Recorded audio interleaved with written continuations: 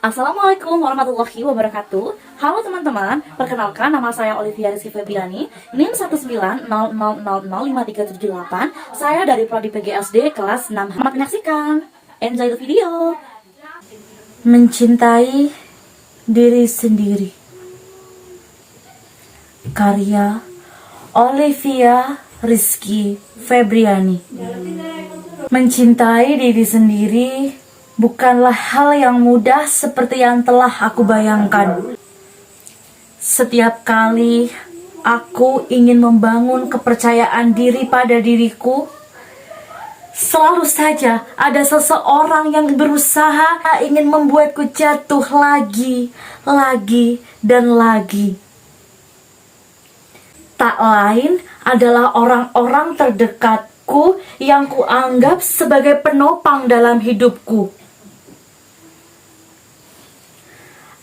Aku selalu khawatir dan selalu berpikir, bagaimana pandangan orang lain terhadap diriku?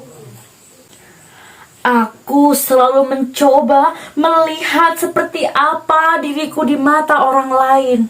Entah di mana salahku. Aku selalu merasakan gelisah ketika mendengar kata-kata itu kembali terdengar di telingaku. Senyumku memudar. Air mataku kembali menetes. Ya, aku kembali merenungkan ketika aku mendengar bulian-bulian yang terdengar di telingaku.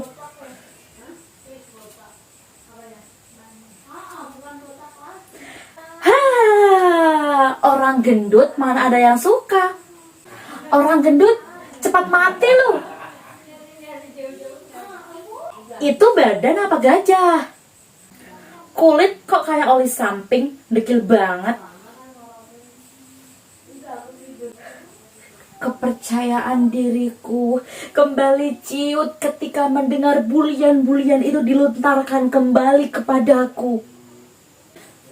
Mentalku semakin sunyi seperti suara arloji yang sedang berbunyi. Bahkan ketika aku melakukan sebuah kesalahan, kata-kata ini yang selalu diucapkan kepadaku. Udah gendut, jelek, banyak tingkah, gak sadar diri banget sih. Aku hanya bisa menghela nafas dan mengatakan sabar pada diriku. Namun, aku merasa berbeda ketika ada orang lain yang memiliki badan ideal, cantik, melakukan sebuah kesalahan.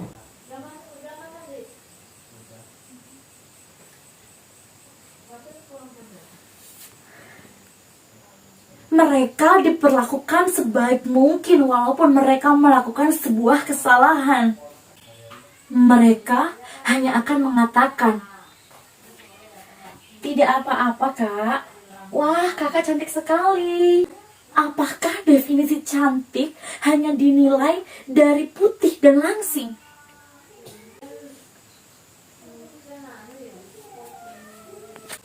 Jika tidak, mengapa orang gendut dan hitam sepertiku tidak dianggap cantik oleh orang lain?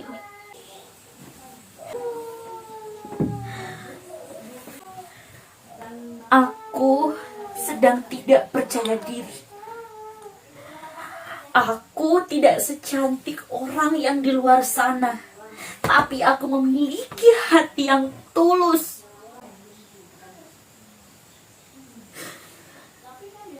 Di zaman yang seperti ini, hati yang tulus saja tidak ada nilainya dibandingkan dengan kecantikan yang dinilai dengan putih dan langsing. Aku merasa memiliki kelebihan yang tidak dimiliki oleh orang lain. Namun, aku tetap saja mengalami mental breakdown ketika aku mendengar bulian-bulian itu kembali terdengar di telingaku. Terkadang aku berpikir, mengapa sih Tuhan menciptakan kita berbeda-beda? Mengapa Tuhan tidak berpihak kepadaku?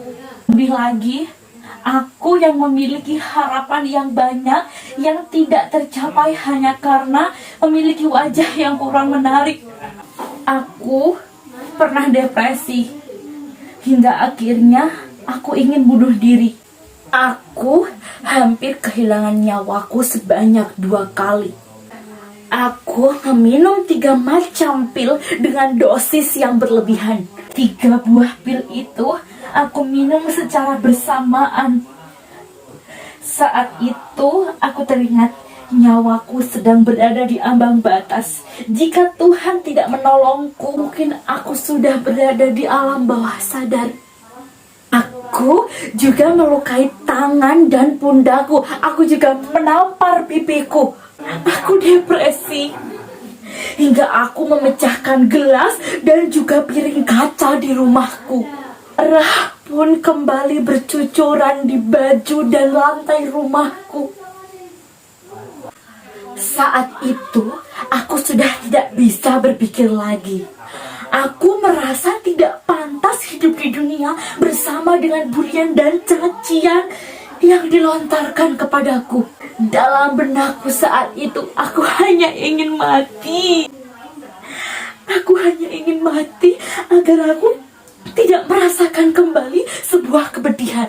Aku muak keadaanku pada saat itu. Aku hanya ingin membuang rasa kesal dan amarahku. Ibuku yang mengetahui aku hampir kehilangan nyawa sangat-sangat panik dan hampir tidak menghiraukan kesehatannya sendiri. Sungguh berdosa aku saat itu. Setanlah yang sudah menguasai pikiranku pada saat itu, hingga aku merasa Tuhan tidak adil kepadaku. Aku merasa Tuhan menutup banyak jalan dalam hidupku, menutup mimpiku, dan tidak menjawab doa-doaku. Hingga pada akhirnya aku bertemu dengan sebuah buku tanpa tangan, tanpa kaki. Ya. Namanya Nick.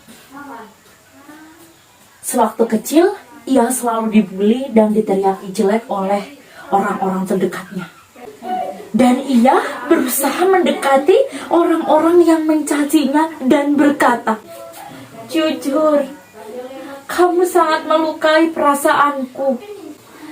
Tapi tak apa, aku sudah memaafkanmu. Tapi tolong, hentikan perlakuanmu. Aku tidak sanggup." Maka dari itu, aku menuangkan pengalamanku dalam cerita monolog ini, yang menandakan bahwa aku sebenarnya sedang tidak baik-baik saja. Aku sangat rapuh dengan segala kekurangan-kekurangan itu. Dan jika orang lain membuliku, aku tidak apa-apa, yang terkadang hanya bersembunyi di balik kata canda. Aku pun ikut tertawa mengenai hal itu. Tetapi di balik semua itu, aku menyimpannya sebagai luka yang mendalam. Sejak saat itu, aku berusaha mengubah semua mindsetku. Aku semakin mendekatkan diri kepada Tuhanku, dan aku berusaha memperbaiki diriku dengan versi terbaikku. Aku berusaha percaya diri kembali terhadap segala kekurangan dan juga kelebihanku. Aku mulai tidak mendengar kata-kata orang lain yang menyakiti hatiku. Hingga saat ini, aku masih tetap bertahan dengan versi terbaikku sendiri. Kembali menjalani hidup dan berusaha bersyukur dengan apa yang telah Tuhan berikan kepadaku. Karena menurutku, yang terbaik akan kembali, dan yang terburuk pasti akan terganti. Dear diriku, terima kasih sudah berjuang. Terima kasih sudah mau bertahan hingga detik ini. Aku bangga pada diriku. I love you. Aku mencintaimu. Demikian tadi drama monolog yang telah saya bawakan. Kurang lebihnya mohon maaf. Wabillahi taufiq wal hidayah. Wassalamualaikum warahmatullahi wabarakatuh.